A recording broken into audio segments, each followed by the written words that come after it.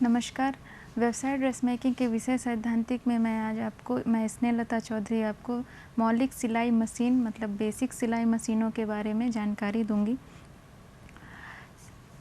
मशीनों का जो चलन है हम मानव जीवन को उसने काफ़ी आसान बना दिया है। जैसे कोई सा भी क्षेत्र हो, हमारा कोई सा भी फील्ड हो, उसमें मशीनों के आने से हर काम को मानव के लिए इजी हो गया है। हर काम को करना मानव के लिए बहुत इजी हो गया है। अगर हम बात करते हैं अपने सिलाई कला की फील्ड की, सिलाई के फील्ड की, तो उसमें पहले कपड़ों की सिलाई का जो काम है वो हाथ से किया जाता था, जिसमें बहुत टाइम लगता था और बहुत मेहनत लगती थी। बट जब से मशीन आ गई हैं तो इस फील्ड में काफ़ी प्रोग्रेस हुई है, काफ़ी उन्नति हुई है। तो हम सबसे पहले जानेंगे मशीन के जो हमारा हिस्ट्री है उसके बारे में, कि कैसे मशीन का यूज़ हमारी फील्ड में स्टार्ट हुआ, किस तरीके से उनका काम मशीनों ने मानव के, इंसानों के काम को आसान बना दिया। तो सिलाई मशीन का इतिहास में हम लोग जानेंगे कि आज के कई साल पहले जैसे मैंने बताया कि सिलाई हाथ के द्वारा की जाती थी। उसमें बहुत मेहनत लगता था, बहुत टाइम टेकिंग होता था हाथ से सिलाई करना। छोटी छोटी चीज़ों को ध्यान में रखना होता था उसको गारमेंट को फिनिश करने के लिए और बाकी चीज़ों के लिए। तो सबसे पहले जो हमारा एक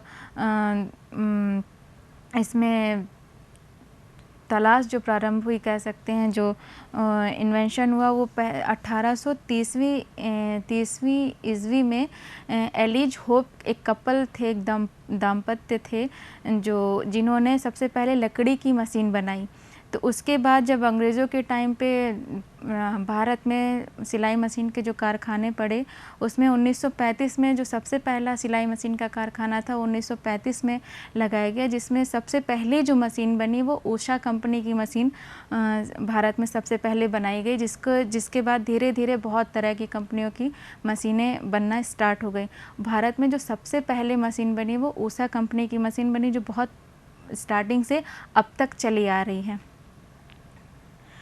हम सबसे पहले जानेंगे कि सिलाई मशीन के जो प्रकार होते हैं, जैसे जैसे इनका डिमांड बढ़ता गया, जैसे जैसे इनका यूज़ बढ़ता गया, उसी के अकॉर्डिंग इनकी मतलब इनमें वेरिएशंस भी आने लगे कि घरेलू मशीन में क्या क्या होता है और हमारे जो इंडस्ट्रियल मशीन है उनमें क्या क्या चीज़ें होती हैं। तो सबसे पहले हम लोग जानेंगे कि घरेलू मशीन जो हम लोग घरों में नॉर्मली जो सबके घरों में यूज़ करते हैं वो मशीन किस तरीके से होती है। तो सबसे पहले मशीन आती है हमारी हाथ से चलाने वाली मशीन, जिसको हम लोग कहीं पे भी ईज़िली रख सकते हैं, कहीं पे भी लेके जा सकते हैं। उसमें हैंडल लगा होता है, जैसे हम लोग मशीन देख रहे हैं इसमें यहाँ पे एक हैंडल लगा होता है, जो हमको हाथ से बैठ के आराम से इसको किसी टेबल पे या चौकी नुमा या बेड पे रख लिया, फिर इसका हाथ से व्हील घुमाते जाते थे और यहाँ से हम अपना कपड़ा सिलते जाते थे। इस तरह की जो मशीन होती है वो हैंडीकैप्स जो दिव्यांग लोग होते हैं उनके लिए बहुत यूज़फुल होती है, क्योंकि उनको उठने बैठने में इस तरीके की दिक्कत होती है। तो हाथों का मूवमेंट वो कर सकते हैं, तो एक हाथ से मशीन को चलाना, दूसरे हाथ से अपने गारमेंट को उस पर सिलाई के लिए कंटिन्यू करना। तो ये मशीनें उन लोगों के लिए कंफर्टेबल होती हैं, सही होती हैं जो विकलांग होते हैं या जो घरेलू महिलाएं होती हैं जो बहुत मतलब अफोर्ड नहीं कर सकती हैं दूसरी मशीनें, उनके लिए भी ये मशीनें बहुत अच्छी होती हैं। स्टार्टिंग में इन्हीं मशीनों पे काम होना स्टार्ट हुआ था। फिर आता है पैर से चलने वाली मशीन, जो हमारी हाथ वाली मशीन होती है, जिसमें अभी मैंने दिखाया था। अगर इसमें से हम ये यहाँ पे जो हैंडल लगा होता है वो हैंडल अगर निकाल देते हैं तो इसी मशीन को हम लोग ये पैडल पे, जिसको ट्रेडल भी कहा जाता है, इस पर फिट कर लेते हैं। बस यहाँ पे जो इसका हैंडल होता है वो हम लोग निकाल देते हैं, तो ये हमारी पैर से चलाने वाली मशीन होती है। इस पोर्शन को हम लोग पैर से मूव करते हैं आगे पीछे की तरफ और यहाँ पे हमारा सिलाई का काम होता है। ये जो पैर वाली मशीन है हमारी हाथ वाली मशीन से ज़्यादा अच्छी मानी जाती है, क्योंकि इस पर जो सिलाई करने वाला जो व्यक्ति बैठा होता है उसके दोनों हाथ फ्री होते हैं, उसको पैरों से बस मशीन को चलाना होता है और हाथ से अपना गारमेंट वो कंटिन्यू करता है, चलता जाता है। तो इस पे जो गारमेंट बनते हैं वो हाथ से बनाई गई मशीन, हाथ से चलाने वाली मशीन पे बने गारमेंट से ज़्यादा फिनिश या ज़्यादा अच्छे माने जाते हैं। फिर आता है विद्युत शक्ति चालित सिलाई मशीन, मतलब जो हमारा पहले हाथ वाला मशीन था, जो हाथ वाला मशीन था जिसको हम लोग कहीं पे भी इजीली रख सकते थे, कहीं पे भी मूव कर सकते थे। इसके बाद हम लोगों ने इसको पैडल पे फिट कर दिया, पैडल या ट्रेडल पे फिट कर दिया, जिसपे हम लोग को सिलाई करने में और आसानी हो गई। फिर इसके बाद आता है कि विद्युत चालित मशीन, जिसमें हम लोगों ने मोटर और ऐड कर दिया। मतलब अगर इसको हम लोगों ने पैडल पे फिट कर दिया है तो ये हमारा मोटर है, इसको हम लोग मोटर से इसको मशीन में फिट कर देते हैं, और ये हमारा पैडल है। ये इस पे हम लोग पैर से हल्के हल्के इस पोर्शन पे प्रेशर डालते हैं तो हमारा मशीन प्रेशर के अकॉर्डिंग मूव होता है। अगर हम ज़्यादा तेज़ पे इस पर प्रेशर डालेंगे तो हमारी मशीन बहुत तेज़ चलेगी, और अगर हम इस पर धीरे धीरे प्रेशर डालेंगे तो हमारी मशीन धीरे धीरे हमारे कंट्रोल में वर्क करती है। तो ये जो हमारी मशीन है, ये इसकी जो मतलब सिलाई करने की जो स्पीड है, इसीलिए इसको हम लोग फैक्ट्रियों में भी यूज़ करते हैं, किया जाता है, क्योंकि इस पे हम लोग बहुत तेज़ी से कोई सा भी गारमेंट कंप्लीट कर सकते हैं। ये हो गए हमारे जो घरेलू मशीन है उनके बारे में। जो 3 तरह की हम लोगों ने मशीनें देखी, एक तो हाथ से चलने वाली, दूसरी पैर से चलने वाली, तीसरी मोटर से या बिजली से चलने वाली मशीन। अब इनके पार्ट्स के बारे में देखते हैं। मशीन पे अगर हम लोग कोई सी हमारी सिलाई की मशीन हो या दूसरी किसी काम की मशीन हो, तो हमको मशीन का नॉलेज होना ज़रूरी है, उसके पार्ट्स के बारे में जानकारी होना ज़रूरी है। अगर बाई चांस मान लीजिए कोई दिक्कत आ जाती है तो छोटे मोटे जो पार्ट्स हैं उनको हम लोग निकाल के खुद साफ़ करके अटैच कर सकते हैं। इसलिए जो भी अटैचमेंट्स हैं उनके बारे में जान लेना बहुत ज़रूरी होता है। तो सबसे पहले आता है हैंडल। जैसा मैंने बताया, जो घर वाली मशीन में हैंडल जिसको हम लोग चलाते थे, ये हैंडल है। इसी हैंडल को हम लोग घुमाएंगे तो हमारी मशीन चलती थी। फिर हम लोग एक हाथ से हैंडल को चलाते थे, दूसरे से हम लोग मशीन को उसमें कपड़ा लगाते थे। ये हमारा व्हील, जो मशीन का व्हील होता है उसमें फिट होता है। फिर आता है बॉबिन बाइंडर। बॉबिन बाइंडर जो है, ये हमारा ये जो एरिया है, ये इसको हम लोग बॉबिन बाइंडर बोलते हैं। यहाँ पे हम लोग जो बॉबिन जो हमारा होता है उसको लगा के मशीन को चला के इसमें व्हील भरने का हम लोग काम करते हैं। फिर आता है स्पूल पिन। स्पूल पिन क्या होता है कि इसमें हम लोग ये मशीन में 3 उसमें लगे होते हैं। 2 यहाँ ऊपर की साइड लगा होता है और एक नीचे की साइड लगा होता है, जहाँ पे हम लोग का निडल लगता है उसके बगल में, जहाँ पे हम लोग धागे निकालते हैं। तो इसमें जो 3 लगे होते हैं, ऊपर वाले में हम लोग धागा रील लगा देते हैं, और नीचे वाले स्पूल पिन में का प्रयोग बॉबिन में धागा भरने के लिए किया जाता है। जैसे मैंने अभी बताया था आपको, ये जो है इसमें हम लोग धागा भरने का काम करते हैं। फिर आता है फेस प्लेट। इसमें जो हमारा फेस प्लेट होता है, ये हमारा मशीन का फ्रंट पार्ट होता है। हिंदी में हम लोग इसको दूसरी भाषा में मतलब कि मशीन का माथा जिसको बोल सकते हैं, जो हमारा है ये वाला हिस्सा, ये हमारा फेस प्लेट होता है। इसमें धागा जो डालते हैं हम लोग, उस पर जो प्रेशर डालते हैं मशीन को जब हम लोग मूव करते हैं, चलाते हैं, तो उस पर जो धागे पे प्रेशर बनने की वजह से धागा अप एंड डाउन होता है, वो उसके जो अटैचमेंट्स हैं इसके अंदर फिट होते हैं, फेस प्लेट के अंदर। फिर आता है निडल बार। निडल बार, इसमें सुई फिट की जाती है, इसके चलने से ही हमारी जो सुई है वो अप एंड डाउन होती है। फिर आता है निडल क्लैंप। निडल क्लैंप होता है ये, इसको हम लोग इसको लूज़ और टाइट करके इसमें से हम लोग सुई निकालने या सुई लगाने का काम कर सकते हैं। मतलब कह सकते हैं कि इसकी सहायता से हम लोग बहुत आसानी से मशीन में निडल को, सुई को लगा सकते हैं, उसको फिट कर सकते हैं। फिर आता है थ्रेड गाइड। थ्रेड गाइड का कार्य जो है वो धागे को एक डायरेक्शन देना होता है। इसमें एक छोटे छोटे से होल्स कट बने रहते हैं, जिसमें हम लोग को पता होता है कि स्पूल पिन में रील लगाने के बाद धागा हमारा किस किस डायरेक्शन में जाएगा। तो थ्रेड गाइड का काम होता है बताना कि हमको धागा किस किस जगह से मूव कराना है अपना निडल बार तक ले जाने के लिए। फिर आता है फीड डॉग। जो हमारा मशीन में जो दांते बने होते हैं, इसको हम लोग फीड डॉग कहते हैं। इनकी हेल्प से हम लोग जो मशीन पे जो कपड़ा सिल रहे होते हैं, वो कपड़े को आगे खिसकाने का काम करते हैं। फिर आता है स्लाइड प्लेट। स्लाइड प्लेट हम लोग देखेंगे कि ये हमारा होता है, इसकी सहायता से बॉबिन को हम लोग बिना मशीन को बार बार उठाए, बॉबिन या बॉबिन केस हो गया या नीचे किसी तरीके की दिक्कत आ रही है मशीन में, जैसे धागा फंसना या गंदगी फंसना साफ़ करना हो, तो हम लोग इस स्लाइड प्लेट को बिना मशीन को हिलाए डुलाए निकाल सकते हैं आसानी से, फिर बॉबिन को लगा के इसको फिट कर सकते हैं। ये तो हो गए हमारे घरेलू मशीन और उनके पार्ट्स, जो भी छोटे जो मेन पार्ट्स हैं उनके बारे में जानकारी। अगर किसी तरीके से मशीन में दिक्कत आ रही है, मतलब या सिलाई प्रॉपर नहीं दे रही है, उसमें धागे फंस रहे हैं, तो ये जो पार्ट्स थे इनको हम लोग खोलकर आसानी से सफाई कर सकते हैं या इनको चेंज करके अपनी मशीन को ठीक कर सकते हैं। तो इसलिए हम लोगों को जो हमारी घरेलू मशीन है इनके पार्ट्स के बारे में जानकारी होना बहुत ज़रूरी होता है। फिर आता है इंडस्ट्रियल मशीन। इंडस्ट्रियल मशीन जैसे हम लोग बाहर किसी हमारी इंडस्ट्री में कपड़ों के अपैरल इंडस्ट्री जो है उसमें काम कर रहे हैं, या हम लोग उसमें अगर कभी विज़िट के लिए जाते हैं तो फिर देखते हैं जो हमारी अपैरल इंडस्ट्री उसमें हम लोग बहुत तरीके की मशीनें देखते हैं। उसमें सबसे पहले आता है हमारा ओवरलॉक मशीन।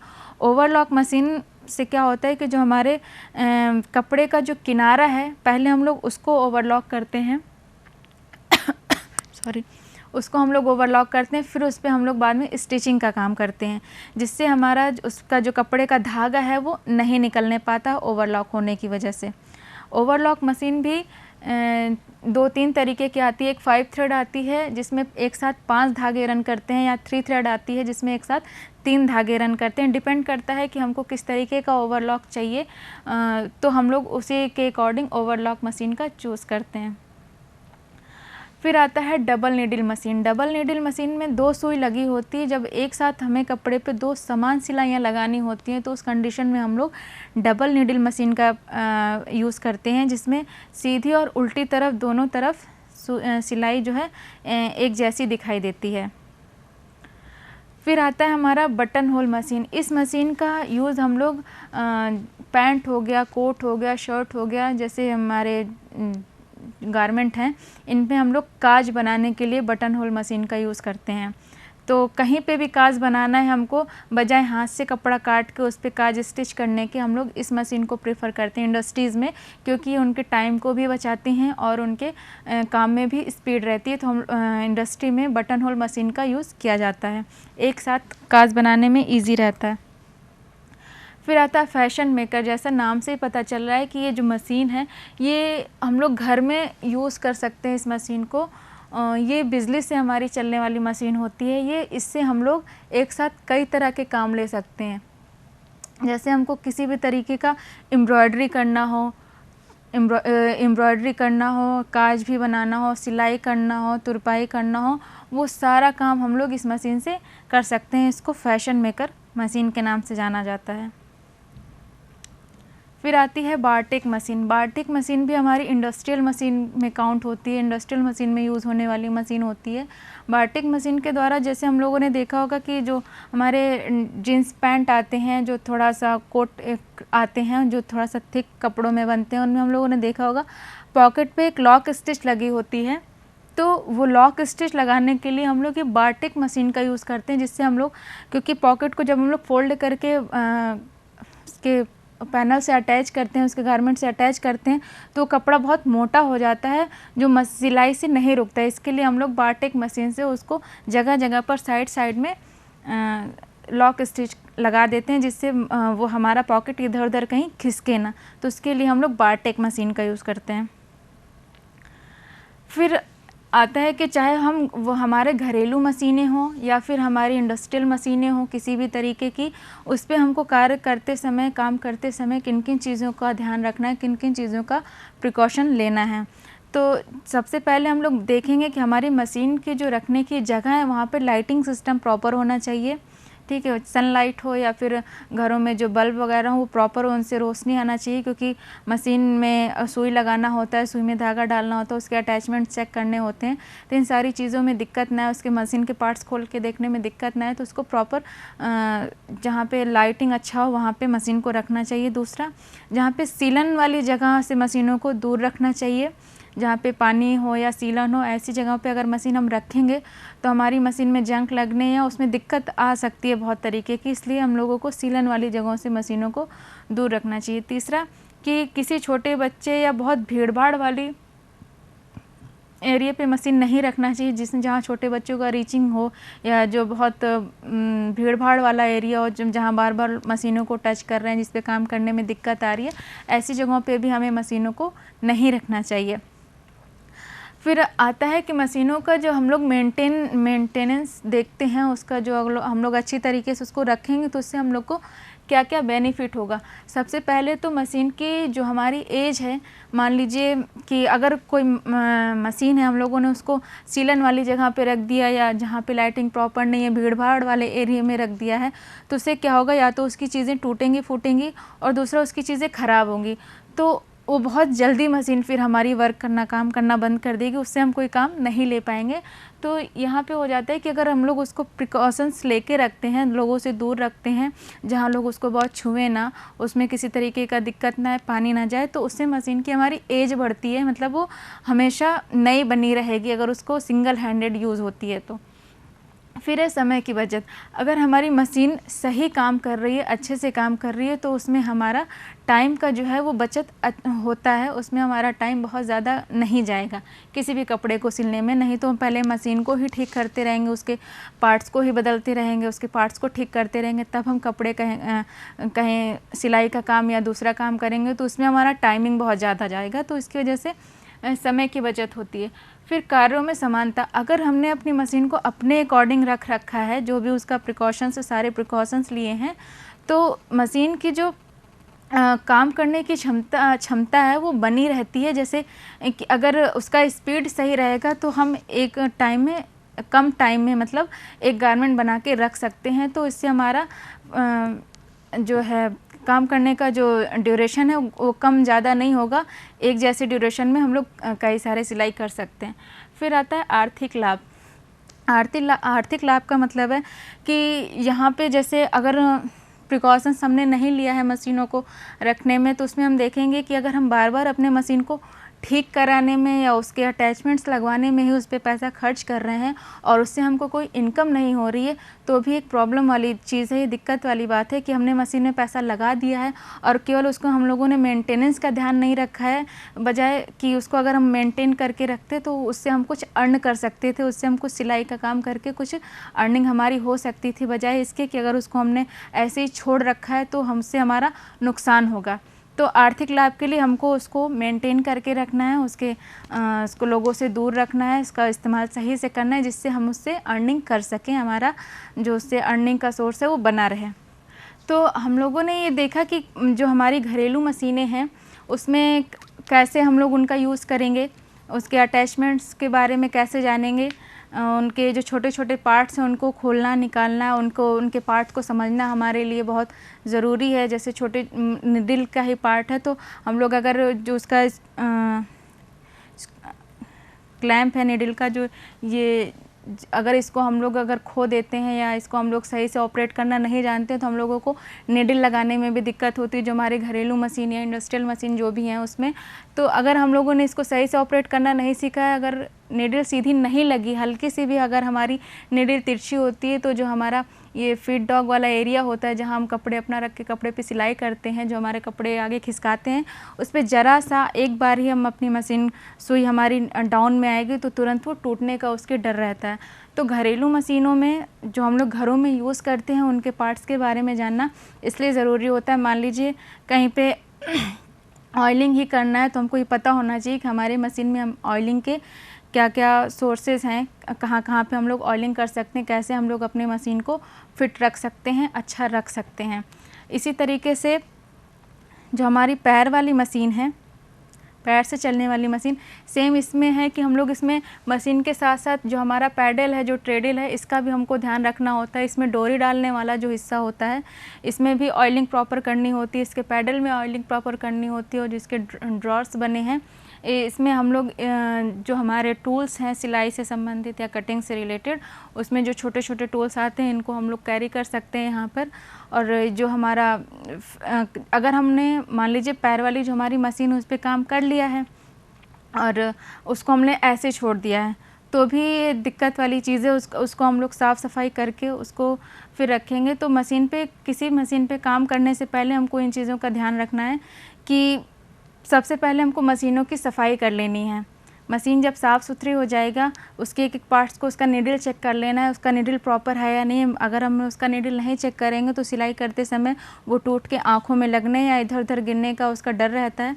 तो सबसे पहले हम नीडल चेक करेंगे, फिर उसके बॉबिन को चेक करेंगे कि उसमें धागा है या नहीं है, या जो भी हम लोग कपड़ा लिए हैं सिलने के लिए उसके अकॉर्डिंग उसमें धागा नहीं है तो उसको धागा भरना है और उसको फिर लगाना है। इसी तरीके से हम लोग उसके बाकी के अटैचमेंट्स भी देखेंगे कि वो प्रॉपर मशीन में फ़िट हैं या नहीं है। कोई अटैचमेंट उसका लूज़ तो नहीं, अगर लूज़ है तो उसको टाइट कर लेंगे, ठीक कर लेंगे। अदरवाइज़ वो सिलाई करते समय बार बार दिक्कत आएगी। तो सिलाई करते समय बार बार दिक्कत आएगी तो हमारा ज़्यादा जो ध्यान होगा वो उसके अटैचमेंट पे ही रहेगा। बार बार उसको हम ठीक करते रहेंगे, बजाय इसके कि हम अपना कपड़े का काम का सिलाई का काम ठीक से कर सकें। इसी तरह हमारा जो बिजली से चलने वाला मशीन है, इसमें हम लोग देखेंगे कि जो हमारा जो मोटर है, मोटर प्रॉपर हमारा वर्क कर रहा है। क्योंकि कभी कभी ऐसा होता है कि इसमें से छोटे छोटे से चिंगारियाँ निकलती हैं जिसको हम लोग नेगलेक्ट करते हैं काम करने के टाइम पे। बट अगर ऐसा है तो उसको ठीक करा लेना चाहिए, क्योंकि कपड़े का, अगर मशीन पे हम लोग कपड़े का काम कर रहे हैं, छोटी सी चिंगारी भी अगर निकल रही है तो उससे क्या होता है कि आग लगने या चोट लगने के जैसे चांसेस बने रहते हैं। इस वजह से हम लोग अपने मोटर का विशेष ध्यान रखेंगे, जो अगर मोटर वाली मशीनों पे काम कर रहे हैं तो। और पैडल का भी ध्यान रखेंगे, क्योंकि हमारा जो पैडल होता है ये मोटर से ही अटैच होता है। तो इन चीज़ों का हमको ध्यान रखना है जो हमारा बिजली से चलने वाली मशीन है उसमें, कि प्रॉपर ये वर्क करें। अगर लाइट नहीं है तो इस मशीन का हम लोग मोटर निकालने के बाद ही यूज़ कर सकते हैं। अगर लाइट है तो ये मशीन हमारे लिए बहुत इजी हो जाती है। इसी तरीके से इनके पार्ट्स के बारे में है। अगर इनके पार्ट्स का जो अटैचमेंट है, इनको हम निकालना, खोलना, अटैच करना नहीं जानते हैं तो दिक्कत आती है। तो इसके लिए सबसे पहले हम उनको समझना होगा कि हमारे हैंडल का क्या यूज़ होता है। जैसे कि अगर हैंडल वाली जो मशीन है जो पैडल पे नहीं फिट है, वो हैंडल से चलेगी बजाय मोटर और पैडल के। अगर इस मशीन को हम लोगों ने पैडल पे फिट कर लिया या ट्रेडल जिसको बोलते हैं उस पर फिट कर लिया है तो उसमें हैंडल का कोई रोल नहीं होता है। ऐसे ही बिजली से चलने वाली जो मशीन है उसमें भी हैंडल नहीं लगती है। तो हैंडल का जो यूज़ है वो केवल हमारा जो मशीन होती है जो बिना पैडल के होती है, जिसको हम लोग कहीं पे भी मूव कर सकते हैं, कहीं पे भी रख सकते हैं, केवल उसी के लिए यूज़ होता है, ना कि और किसी चीज़ के लिए। बॉबिन बाइंडर हमारा बॉबिन भरने, धागा भरने का जो है उसके लिए यूज़ होता है। स्पूल पिन जैसे मैंने बताया कि मशीन में 3 लगे होते हैं, 2 में रील फंसाई जाती है, 1 में धागा भरने का काम करते हैं। फिर फेस प्लेट आता है जिसमें हमारे धागे पे जो प्रेशर डालते हैं उनके सारे टूल्स जो होते हैं, जो छोटे छोटे से अटैचमेंट्स होते हैं वो फिट होते हैं। फिर है निडल बार। निडल बार मैंने बताया कि इस एरिया को निडल बार कहते हैं, यहाँ पे हमारा सुई फिट होता है। निडल क्लैंप, ये जो स्क्रू सा देख रहे हैं इसको हम मूव करके निडल को निकाल सकते हैं या लगा सकते हैं। फिर आता है थ्रेड गाइड। थ्रेड गाइड में जो हमको धागे को एक डायरेक्शन देता है वो हमारा थ्रेड गाइड कहलाता है। फीड डॉग जो हमारे कपड़े आगे खिसकाने में मदद करता है वो हमारा फीड डॉग कहलाता है। स्लाइड प्लेट को कैसे हम लोग निकाल के बॉबिन को उसमें लगा सकते हैं या हटा सकते हैं। अगर नीचे धागे गुच्छे दे रहे हैं तो उनको भी हम लोग ठीक कर सकते हैं। अगर मशीन में हमारी किसी तरीके की, मान लीजिए किसी मशीन पे हम लोग कंटिन्यू उनको पे काम कर रहे हैं, अगर उसमें दिक्कत आ रही है तो उसमें हम लोगों को सबसे पहले ये ध्यान देना है कि अगर मशीन में गुच्छे आ रहे हैं तो हमको सबसे पहले स्लाइड पे प्लेट हटा के अपना उस पर देखना है कि कहीं धागा या किसी तरीके की बॉबिन के पास शटल रेस का जो एरिया होता है उसमें किसी तरीके की गंदगी ना फंसी हो, क्योंकि गंदगी होने की वजह से भी धागे प्रॉपर कपड़े पे नहीं सिलाई करते हैं तो गुच्छे बन के आने लगते हैं। तो और उसमें अगर मशीन में प्रॉपर ऑयलिंग नहीं हुआ है तो भी बहुत तरीके की दिक्कत आती है। सिलाई संबंधी दिक्कत हो सकती है, मशीन के टाइट चलने की दिक्कत हो सकती है। अगर हम पैडल वाली मशीनों का यूज़ कर रहे हैं तो उस पर बार बार डोरी उतरने जैसी दिक्कत, अगर मशीन टाइट चलेगी तो उस पे जो हमारी डोरी लगी होती है बार बार उतरने के उसके चांसेस रहते हैं, या कभी वो लूज़ हो जाती है तो की कंडीशन में उतरती है। तो हमें इन चीज़ों का मशीन पे काम करते समय ध्यान रखना है। और जो सबसे ज़्यादा हमको मशीन पे काम करते समय ध्यान रखना है वो इस चीज़ का कि हम अपनी मशीन का मेंटेनेंस अच्छे से करें। अगर हम उसको अच्छे से मेंटेन नहीं करेंगे तो उसमें प्रॉब्लम आएगी, फिर उस पर हम काम करने से ज़्यादा उसके प्रॉब्लम को शॉर्ट आउट करने पे हमारा ध्यान रहेगा। तो इसके लिए ज़्यादा ज़रूरी है कि जो भी हमारा इंडस्ट्रियल मशीन है या जो भी हमारा बेसिक जो हम लोग घरों में यूज़ करते हैं वो मशीनें हैं, इन दोनों को केयर की ज़रूरत होती है, सारी मशीनों को जिस पे भी हम काम करते हैं। जितना अगर हमको उनसे काम लेना है तो हमको उनको मेंटेन भी रखना पड़ेगा, मेंटेनेंस का भी ध्यान रखना पड़ेगा। जैसे ओवरलॉक मशीन में मैंने बताया कि इस पे जो हमारे कपड़े होते हैं, जैसे हमारे जो होजरी के कपड़े होते हैं, जो टी शर्ट्स वगैरह आते हैं, जैसे मेंस पैंट होती है, जीन्स पैंट होती है, होजरी के जो कपड़े आते हैं उनमें हम लोग देखेंगे कि अंदर की तरफ ओवरलॉक होता है। कुछ कपड़ों पे सिलाई नहीं की जाती, केवल ओवरलॉक से कपड़े बनाए जाते हैं। कुछ कपड़ों पे ओवरलॉक करके फिर सिलाई का काम किया जाता है। वो ओवरलॉक मशीन से पहले सिलाई कर लेंगे, बाद में उनको स्टिच करने के लिए देते हैं। इसी तरीके से डबल नीडल मशीन का यूज़ होता है कि डबल नीडल मशीन जो हमारी होती है उस पर जो दो सीधी सिलाइयाँ एक तरीके से लगाई जाती हैं, एक साथ दो सिलाई लगाने के लिए हम लोग डबल नीडल मशीन का यूज़ करते हैं। यहाँ पे हमारे दो नीडल एक साथ लगी होती हैं जो एक साथ सिलाई लगाती हैं, आगे पीछे दोनों एक जैसी। इसी तरीके से हमारा बटन होल मशीन है। बटन होल मशीन का मतलब काज बनाना, वो हमारा पैंट शर्ट फीमेल के गारमेंट में, ब्लाउज़ वगैरह में या फिर कोट में जो हम लोग वूलेंस में यूज़ करते हैं उसमें काज बनाने के लिए इंडस्ट्रियों में इस मशीन का यूज़ किया जाता है। क्योंकि काज बनाने में वैसे हमारा टाइम बहुत जाता है, तो टाइम हमारा बचत करने के लिए हम लोग और हमारे काम को अच्छा फिनिशिंग देने के लिए हम लोग बटन होल मशीन का यूज़ करते हैं। फिर आता है फैशन मेकर। जैसे इस मशीन के बारे में मैंने बताया कि इस मशीन से हम लोग एक साथ कई काम ले सकते हैं, सिलाई के साथ साथ कढ़ाई। इस मशीन पे हम लोग करीब 35 से 36 अलग अलग तरीके के टाँके बना सकते हैं, चाहे वो कढ़ाई के हों चाहे वो सिलाई के हों। जो हमारे कढ़ाई के अलग अलग 35 से 36 तरीके के टाँके होते हैं। तो ये थी मशीनें। फिर आता है बारटेक मशीन। बारटेक में मैंने बताया कि हमारा जो मोटे जो गारमेंट होते हैं उनमें जो पॉकेट हो गया या कहीं कहीं हम लोग देखेंगे कि कॉलर पे जो थोड़ा सा मोटे कपड़े का बना होता है उस पर हम लोग लॉक स्टिच, यहाँ जो कॉलर के पास जो ये वाला एरिया होता है इस वाले एरिया पे फिनिश किया जाता है, लॉक, उस स्टिच को लॉक किया जाता है ताकि वो इधर उधर ना जाए। फिर वो पॉकेट पे भी हो सकता है, कॉलर पे भी हो सकता है। जो हमारे पैंट के जो लूप का जो हिस्सा होता है जहाँ बेल्ट लगाते हैं वहाँ पे भी हम लोग बारटेक मशीन का यूज़ कर सकते हैं। जो क्रॉच पॉइंट होता है वहाँ पे भी बारटेक मशीन का यूज़ होता है उसको इसकी स्टिच को लॉक करने के लिए। और मशीन के मेंटेनेंस का हम लोगों ने जाना कि कैसे उसको मेंटेन करके रखेंगे, कैसे अगर मशीन का हम लोग उसको सही से रखने पे उसके हमसे क्या क्या लाभ होंगे, इन चीज़ों के बारे में हम लोगों ने जाना। तो आज हम लोगों ने पढ़ा कि मशीन का हिस्ट्री, कैसे मशीन हमारे यूज़ में आई, कैसे लकड़ी की मशीन से हम लोगों ने एक जो लोहे का हमारा जो सिलाई मशीन है उस जिससे हमारा काम ईजी हो उसके बारे में जाना।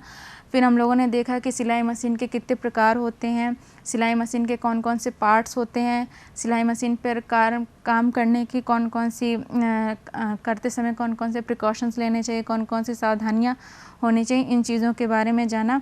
आशा करती हूँ कि आज जो भी चीज़ें मैंने पढ़ाई हैं वो आपको आगे फ्यूचर में मददगार साबित हों। धन्यवाद।